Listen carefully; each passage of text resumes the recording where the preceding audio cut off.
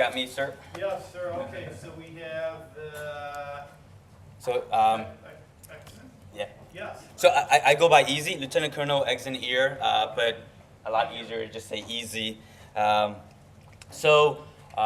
Logan and Caleb were really they're the Viceroy Fellows and worked really hard on this paper, but they just weren't able to make schedules work. And so I was their mentor, and Dr. Shi is the Viceroy champion at UCCS and also working with UC Denver. And so he also was not able to come, but he really wanted to.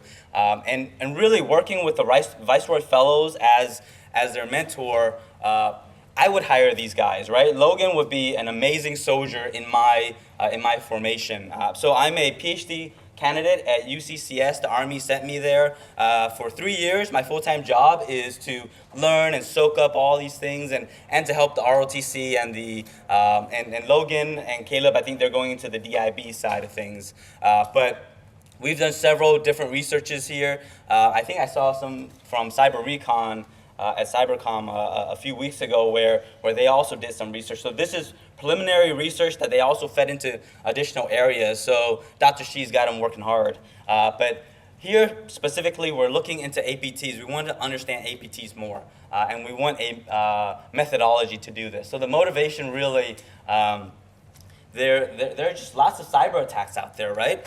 For sure, ranging all the way from the hacktivists to the APT, those advanced threats that are leveraging nation-state resources typically, and so conducting campaigns around the globe, all right? And there are several methods to see, to understand APTs. We have lots of data sets and databases already that are publicly available, as well as on the classified side, probably more so on the classified side. But why are we studying APTs? Essentially, we want to understand and inform the defense, right? That's the ultimate goal. Ed Scotus from SANS would say, the offense exists the red team exists to make the blue team better. And so that's what we're trying to do here as well. And so what's the problem though? If you look at, you can plug into a lot of free cyber threat intelligence like Alien Vault, OTX, for example, or you can purchase them. A lot of joint cyber centers for the military have subscriptions. You can read Mandiant reports, FireEye, Microsoft reports as well, but they can be pretty intense in terms of the technical data, and oftentimes they're not contextualized in the sense we get tidbits there, and you have to really be an expert to understand, to translate from the technical side to perhaps what management and business and the decision makers need to understand. And so, but we need something for both, essentially. And so the idea here is that from our study of cyber threat intelligence, it's kind of like having all the ingredients. We understand right-what-where bugs and buffer overflows and fault injection attacks and such things. But what's the context of this? To really build that context, we need an actual recipe. And so even the kill chain, if you're familiar with the Lockheed Martin kill chain, you've got reconnaissance, initial access to privilege escalation and lateral movement. You have the attack techniques, essentially, or the attack tactics, but there's no real context to that. And so our idea here, and this was the preliminary research really to get into, let me just build the slide here. So our lab is really focused on this concept of an attack flow. So taking the Lockheed Martin kill chain, taking the MITRE attack framework with the hundreds of attack techniques, really, but putting that into the context of the victim network and the landscape. And another motivation for this is, right now, if you look at the Joint Publication for Cyberspace Operations, you see that it's really FIRES-based, in the sense, even the definition for cyberspace operations are the cyber capabilities that will produce some kind of an objective. This is a FIRES-based approach versus a maneuver-based approach. So I'm Army, so we like our land maneuver. And so really attack flow, the concept came out of this. JP 312 even says maneuver in cyberspace oftentimes is not observable. But we would contend from a technical perspective, we can definitely observe this. From the sensors that the previous presentation was talking about to get all these data sets, we're observing. We just maybe don't have the right sensors in the right places, but we can definitely observe maneuver and conduct maneuver. And so that's a big premise here. And so that maneuver space often looks like this. Well, more like the ones and zeros, but we throw pretty icons up there. But we have the attacker workstation really traversing through networks and systems.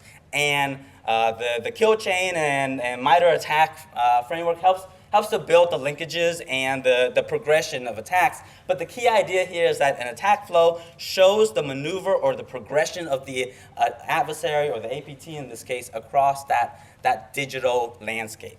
And so this was preliminary, and we've continued to build this in several additional publications. And so our methodology essentially is to take process CTI where the intelligence, where Mandiant or the sources have done some really good work to help us understand the raw data, but we're also looking at raw cyber threat intelligence, actual sensor data from logs, from network logs, net flows, system logs, for example, and we combine this with the attack framework because it's got over 200 attack tactics and attack techniques, and I think 14 attack tactics right now to help us have a framework in order to build these attack flows to show cyber maneuver, essentially, from these APTs, and to build the attack flows. And so in this particular study, we looked at 4 APTs and their attack campaigns, some more notable attack campaigns. And so we not only look at them, so essentially we take a microscope and do a deep dive into each of these APTs and their activities, and then we also holistically analyzed all 3, basically doing a comparative analysis with these particular metrics. Again, really a preliminary research in a sense, but to deep dive into one of these, APT29, in the written publication there, we printed on APT28, and then I think on the online version, we show all 4 deep dives. But just to run really quick through APT29 here, really a sophisticated attack against SolarWinds and the SolarWinds network application. And so I remember when this happened that I was in a skiff and I was thinking I would just work through Christmas to save some leave time, and then this happens, and so it totally destroyed my my Christmas. But anyhow, so really 18,000 systems compromised, and then the APT29 did some on-keyboard activities against particularly government organizations here. And so showing a lot of sophistication, really. But this is an example of an attack flow. So essentially, when you think cyber maneuver through the terrain here, you could picture, for example, if you want to go into the army, right? You think about hills and taking key terrain. And you see there are 2 large hills here, essentially. You've got the SolarWinds network, and then downhill from this large peak, you have the supply chain compromise that infected 18,000 companies, essentially. And this is just one example of that flow. And so this is the power that we would like to dig more into, where you can show a 4-star perhaps, or a 2-star. Here's what that cyber terrain looks like, and then attach each of these nodes to the technical details that 4-star doesn't need, but the actual analysts need for their building models or for developing tools or defenses and such. So that's the big idea there. And so really the big takeaway here, APT29 is very sophisticated. But you also see they're using very common tactics. The lateral movement, they're essentially using phishing to get credentials, and they progress across the network using low sophistication type attack techniques. And so in our study here, you can look more into the paper, but we do some comparisons of all 4. And we see that Lazarus group as another insight. They've created a lot of impact.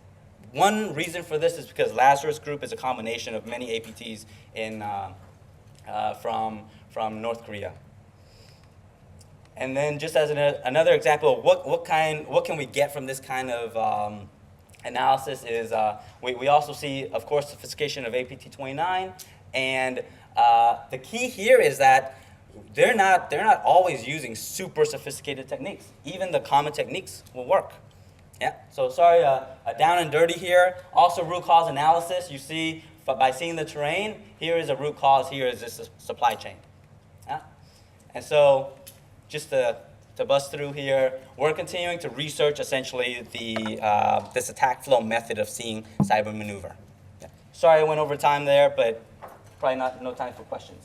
But I'll be in the corner there if you guys need me. Maybe one question? Questions? Appreciate y'all's time. Thank you so much. Easy. Thank you so much.